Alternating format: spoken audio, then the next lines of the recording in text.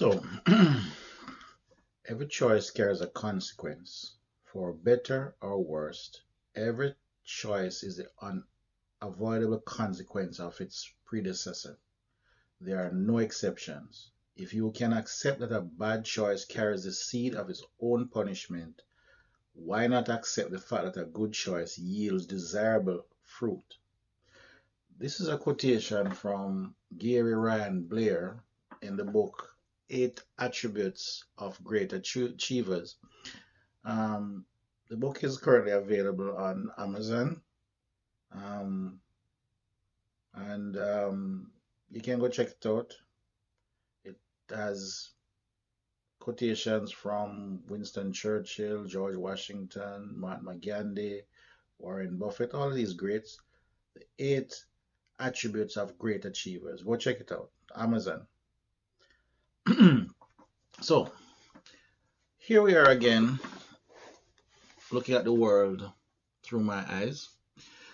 Today, I want to talk to you about a topic that most people who know me would assume I never know anything about. Well, surprise.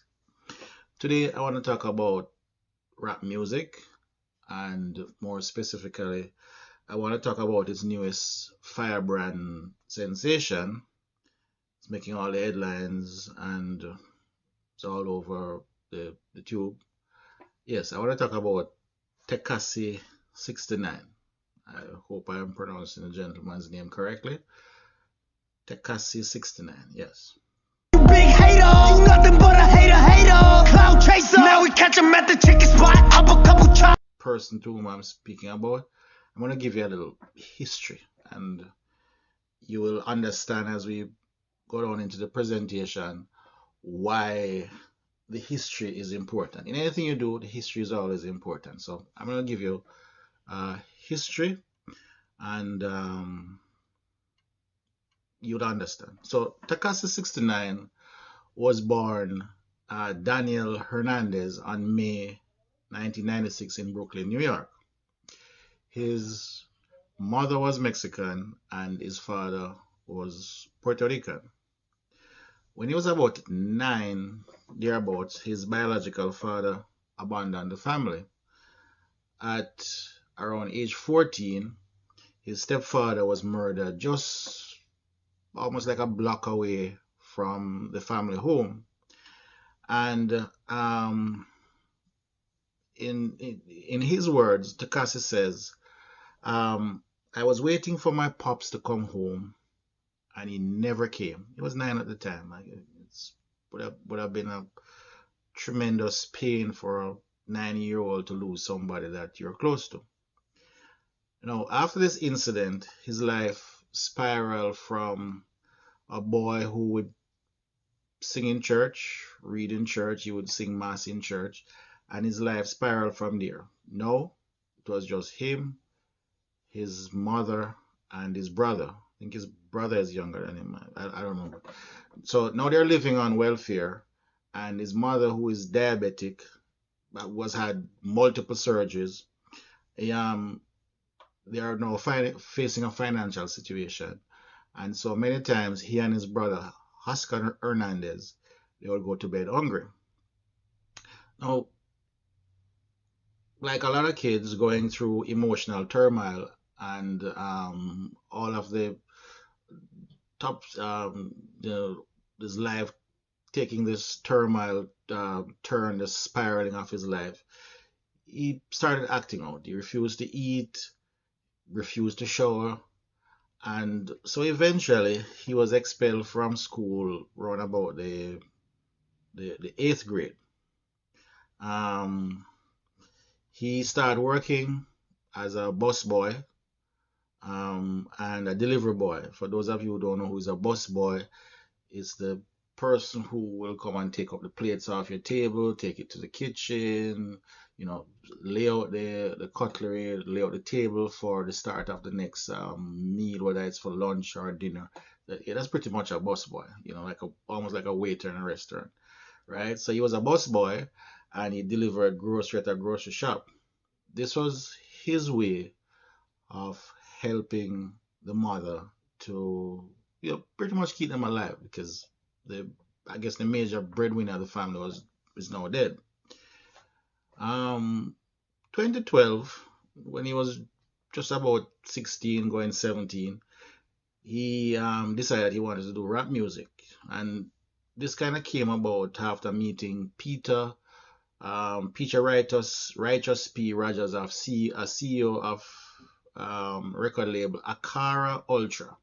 Now, the two of them met in this restaurant, and Righteous P saw this young man, listened to him speak, watched him move, and he figured to himself, this boy, you know, seemed to have something in him that would do well in the rap industry. So he introduced him to rap.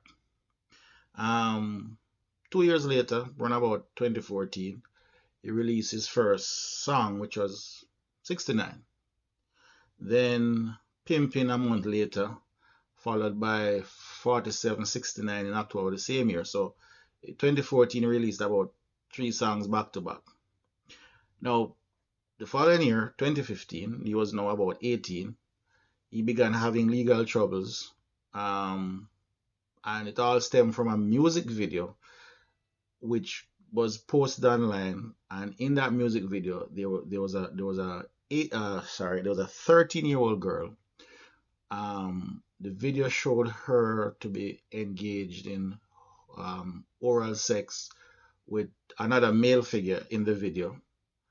And at the same time, Tekashi was behind her, making trusting, suggestive moves from behind.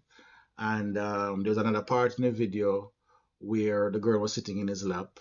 And there was another part in the video where the girl was lying across the lap of both him and the other gentleman. So that was posted on, that was what was posted online. But I guess maybe he's lucky or whatever it is. He was given a plea deal with understanding that, listen, you need to get a GED. You mustn't commit any crimes for 2 years. And there are a couple other things that he was told that he had to he had to do to prevent him from going on the sex offenders registry. So that was 2015. Fast forward 2017, he got himself still doing music, still being the sensational rapper that he is. If you go on YouTube, you will see a lot of these videos of music that he did over the years. So in about 2017, career still young, still fresh. He got in touch. He got involved with the notorious 9-3 Gangster Bloods. That's a notorious gang that is in the New York, Virginia, and a couple other states. Now, the thing is, you have the Bloods and the Crips, two opposing gangs, and the Bloods now are made up of like little groups of gangs that control different areas. So the one that he got involved with was the 9-3 Gangster Bloods. Predominantly blacks or African American, if you wish. Also included women. This gang, according to public records or the accusation of the police, they were involved in drug trafficking, robbery, murder, burglary, prostitution, theft, extortion. The public records available says that the USA, FBI, the Drug Administration Agency, the ATF, which is the Alcohol, Tobacco, and Firearm, and just about every law enforcement agency in the areas that these guys operate, all of them were tracking and building cases against the 9-3s. So it's this group into which Tekashi found himself now affiliated. Now, the thing is, by joining this group, Tekashi believed that, well, number one, I get protection, because the world of rap music is really rough. It's street. It's well, the genre is in some quarters it's called gangster rap. So it's there's really a lot of gangster stuff that take place, guns, drugs, women, the whole thing. So I could understand him seeing that he wanted protection.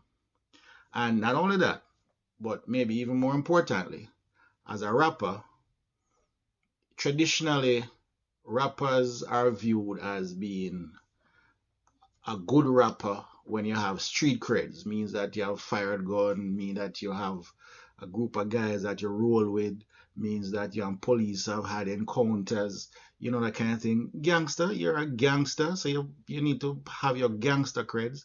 So by linking up with this group, Tekashi saw himself as joining the gangster world and getting himself legitimacy as a rapper. So, in other words, street creds for short. Um, and he believed that this would, you know, uh, give him musical stardom. But what the I would like to say the naive young man did not understand is that he was entering a dark world of grudges, grievances, feuds, and old age vendettas. Now, a lot of my information that I'm telling you about the New York Times and a couple of the entertainment magazines, most of this came from the New York Times. They have several pages and articles on all of this, right? So, you know, this one don't like that one. This one complaining that my money is more than yours. This one messing with that one girl. This group over here wants to control that corner. That's the world that he got himself into. And in many cases, they defend this world and their beliefs with the gun, with violence. Um, so this was a world where Tekashi entered the 9 Tree members, who warred for territory and all that kind of thing. So here he entered. Now, Tekashi doesn't know anything about this world. Remember I said he started in the church. He used to sing in the church. He used to read Bible in the church up to pretty much the first half of his life. You see, here's the thing. While he entered the group thinking it was just some, good boys club, friends from the neighborhood, because he was born in Brooklyn. Brooklyn is New York. These guys operate primarily in New York. So, yeah, these are my boys from the street, and they would lend me some credibility and all that kind of thing. But, and yeah, have his back, protect him. Nobody could mess with him. And if you've been following Tekashi, you know that he tends to start um, things with people, take on other rappers, start feuds, and from what I've read and understand about him, sometimes it doesn't mean a thing. He just do it just to for the sensationalism to attract attention. But sorry. But like everything in life, yeah, there is a price. There's a quotation by J.M. Smith. This is another book which is also available on Amazon. If you dance with the devil, then you haven't got a clue. If you think you will change the devil changes you. James Smith, If You Dance with the Devil, available on Amazon. So he's playing gangster with real gangsters, gangsters that have been at this. They are seasoned veterans in the game of gangsterism. They have had their brushes with the law and their encounters with the police. Yeah, real legitimate gangsters. Enter young, naive Tekashi. Right? Now, like most criminal operators in the criminal underworld, they want to have legal means to launder the money. We have seen it in so many movies. We have read about it in so many newspaper articles. Money laundering, drug gangs, the street gangs, the what you call them, the human trafficking ring. These, they have to legitimize where their money comes from to get it into the formal banking system. And one way of doing this is to use rap music as a front. Because if you watch any rap video, one of the common things that you will find in rap video, especially with the younger generation of rap artists, is the big wads of money, cash, real cash. Somebody once said to me, "No, so those money can't be real." Yeah, real money for the most part. Some might be props, that movie props, but for the most part, it's real money. Yeah? Now they want a front for their business because it's harder for the authorities, it's harder for the IRS to um, track your money when it's cash. If you're lodging cash in the bank, I think any transaction over $10,000, you have to say where it come from. So by using these legitimate businesses, in this case a rapper, as a front, you can funnel cash through him.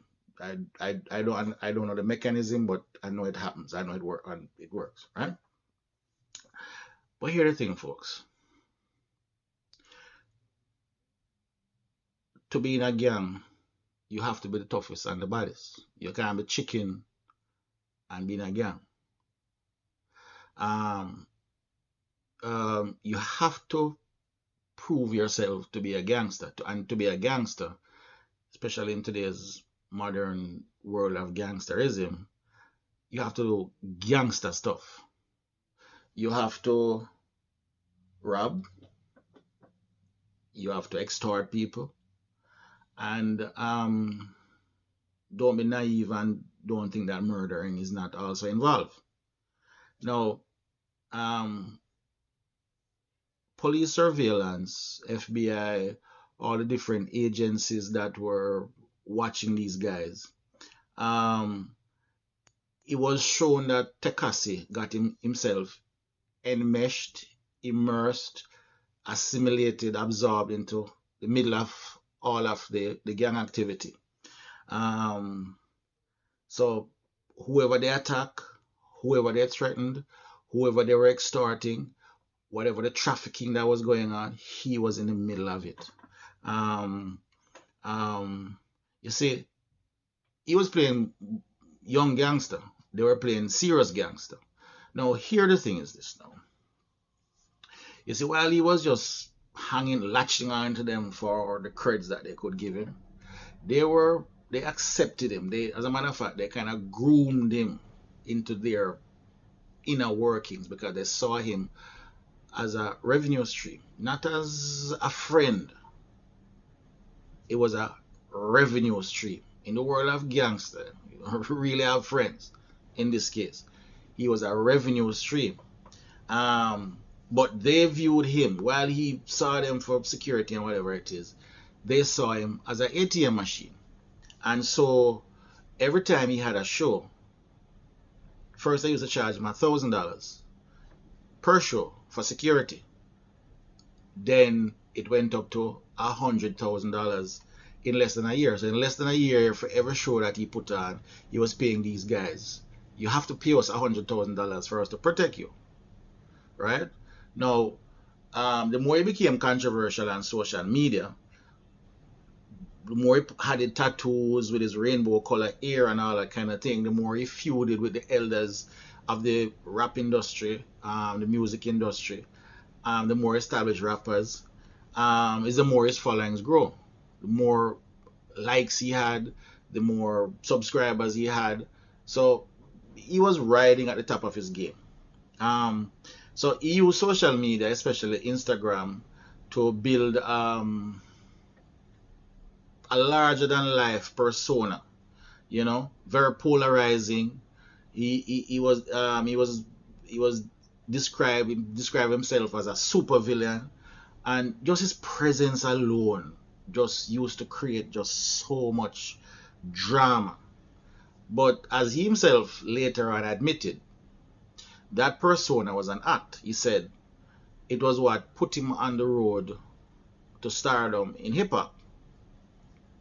Now, it is said that his first viral moment, that word viral, on social media was an Instagram photo of himself on a city street wearing, get this, he was wearing a robe like sweatshirt with racial slurs and sexual slurs. And then he eventually had the number 69 tattooed on himself more than 200 times. Now, for the adults in the room, we know what 69 connotates. Good. So, um, but he was having problems. He was having problems because he realized somewhat belatedly that these guys were not in his best interests. There was an incident which kind of came to an end when he tried to pull himself away from the gang when the more professionals in the business, people who are in the business, are producing music. That's what they are there for. They have a record label. They are legitimate businessmen. Sorry, they are in the business of producing music. They said to him, listen, you need to pull yourself away from these guys. But by this time, these guys were now sucking on him like a leech, you know? Yeah, you owe us money, you know? And they wouldn't let him go. They didn't want him to go. So at one point, he was kidnapped, beaten. They robbed him of his jewelry. And to save his life, I would imagine, he had to run and jump into somebody's car and beg them to take him quick away from the scene. Anyway, 2018, he decided that he was going to renounce the Trey 9 gang.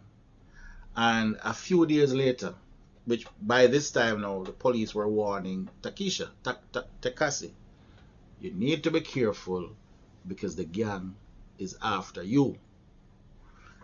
A few days later, himself and 9 members of the Trey 9 gang was arrested and charged with the offenses that would have, if he was tried, found guilty, convicted, found guilty, he would have gotten minimum sentence of 47 years. He's what, 23, 24, going somewhere there, 22, 23, 24. He would have gotten 47 years to life. He'd have spent all of his adult years in prison and perhaps all of his life in prison. 47 years to life. Now, he may do some crazy thing, but he's not stupid. Sensing his predicament and the end of life as he knew it, he quickly decided to plead guilty to the charges. In charges which included racketeering, conspiracy, and other big charges that would have landed him with big sentences. So he pleaded guilty. In 24 hours after he was arrested, he was now witness for the prosecution, state witness. Based on Tekashi's testimony, 3 days of non-stop testimony on the activities of the gang, because by now he was fully absorbed in the gang, so he knew everybody, he knew all the players, he knew what they were doing. He went on operations, if you want to call it that, with them. So he knew everything. Probably knew where stash houses were, everything. So 3 days of testimony, and he told the court everything that he knew. Based on that testimony, Tekashi, that testimony convicted the other members. Some of them saw the writing on the wall and they pled guilty too, I guess to help to reduce their sentence, which is how the justice system works. So they pled guilty, and he got 2 years. From 47 to life, he got 2 years for being witness for the prosecution, state witness. Now, here's where it gets interesting. So he's serving 2 years. The others are serving. I think one got 13 years, one got 15. I don't remember the individual sentences. He got 2 years. With the advent of Corona, Tekashi has an underlying health condition. He's asthmatic. So his lawyers petitioned the courts to send him home to serve out the rest of his 2 year sentence. Remember, he was convicted from 2018, so he probably also have a few months left anyway. So he went home. Now, while all of this was going on, folks, a lot of people were upset. People said things. Some people call him all kinds of names. Some people said nothing. He's home now. For 2 years, you basically didn't hear a word from him. Now he's home. But this is where it gets really interesting. Now, he was already a disruptive force in the world of rap and hip hop music. Seen by many as a young, force-ripe, upstart, picking fights and feuds with other established rappers and even upcoming artists for seemingly no reason. He was dissing legends of hip hop and rap music like 50 Cent. Well, yeah, 50 Cent. Snoop Dogg. I think Meek Mills, Drake. Different people. At one point, he was supposed to be working with 50 Cent. But it is 50. Then, since he's been out, he has talked about another big name in hip hop, Cardi B, Kodak Black, a whole long list of people. So this is where it gets interesting. So here's a guy who joins a gang, uses their influence and protection to build a career. At least that's how it is seen in the eyes of many. This is said gang, then breaks the #1 rule of gangster land and the criminal world. He snitched, he turned informer, he became a rat, he dropped a dime on his cronies, he broke the code of Omerta, the code of silence.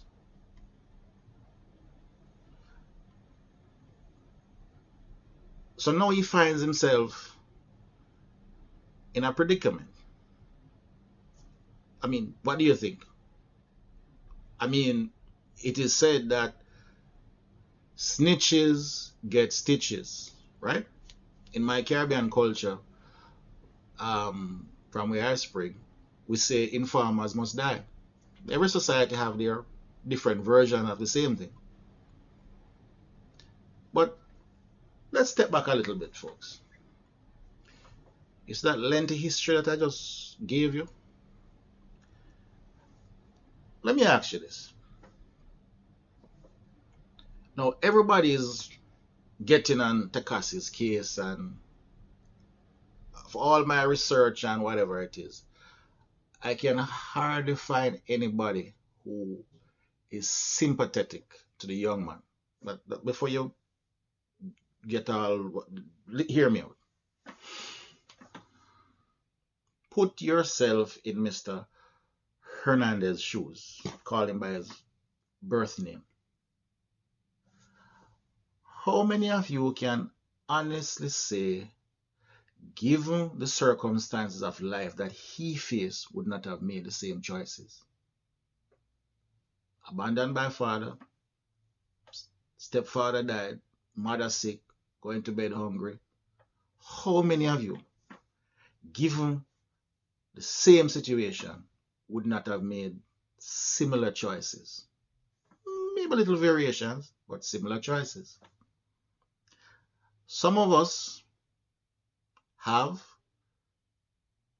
we have done things we are not proud of. And some of the things that we have done that we are not proud of. We will take them to our graves. Yes? I mean, look at the choices some of the people on social media are making right now. Will your children, and I'm talking to the people on social media who are doing the things that you are doing on social media, will your children and grandchildren be proud of you? Mm-hmm. You know, young men and young women who are thinking, oh, I want a wife, a good husband, things like that. You think your current behavior on social media is going to attract you a good husband and a good wife when you have everything just hanging out, nothing left to the imagination? Huh? And why are you doing it? Mr. Hernandez, Tekashi says, I'm doing it for the image. It was all part of the act. Yeah? For the clout, for the the followers. But here's the thing now, folks. For some of you, it's not too late, so you can stop now and rescue yourself from the abyss in which you are heading. But I'm not so sure that Takashi is so lucky. You see, for knowing what I know, experiencing what I have experienced, understanding how the world works, I think the young man's life is in danger. You know, growing up, a wise Chinese man once told me as a teen, son, pick your enemies as carefully as you pick your friends. For there are some enemies that are not good to have. So here he is rejected largely by the hip hop rap fraternity. The criminal underworld is after him. Last week, the U.S. Marshal Service, which is the one I think is handling his current security situation, had to hurriedly relocate him from his Long Island $7,000 a month house because his neighbors leaked a video of him on the outside of a deck, the outside deck part of his house on social media. So next thing you know, people start descending in the neighborhood and at the house. You see, all of us know that Mr. Hernandez, Tekashi69, is not a subtle person. He's not a low profile person. And I mean, with his trademark tattoos and rainbow colored hair, he's hard to miss from a mile. And I'm not suggesting anything, no pun intended, but you can see him from a distance. So the question is, where does he go from here? Sure, in this age of technology, he could continue to make music even from jail and have his loyal fan base. Think of what's his name? World Boss, Vibes Cartel from Jamaica. He's in jail, but if you listen to his production of music and his releases, you would think he's on the street. Walking on the street for Mr. Takashi is a no-no. I would not advise it. Doing music gigs in clubs and on stages, definitely no. Absolutely not. And most record labels are going to be wary of him as a client.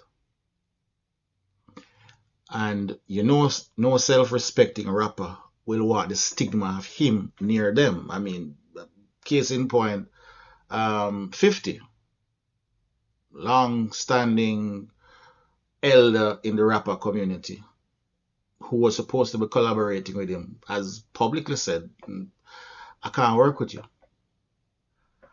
So, so is his career over? Should he have gone to jail instead? He's free, but is he free?